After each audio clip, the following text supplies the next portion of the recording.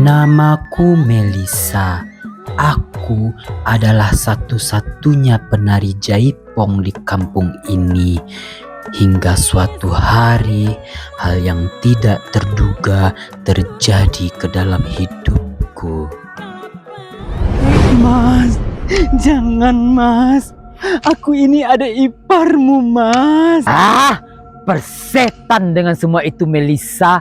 Hari ini kamu harus temani Mas.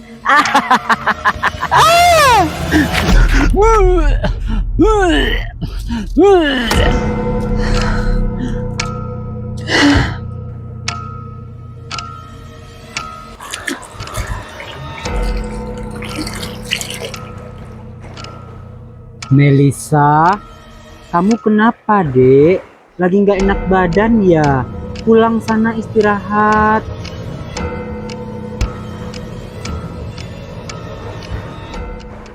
Mas, Melisa hamil mas. Apa? Berani sekali kamu bilang hamil. Sini kamu. Mas, jangan mas. Mas.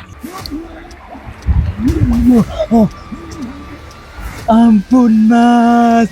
Cepat gugurkan anak yang ada dalam kandunganmu.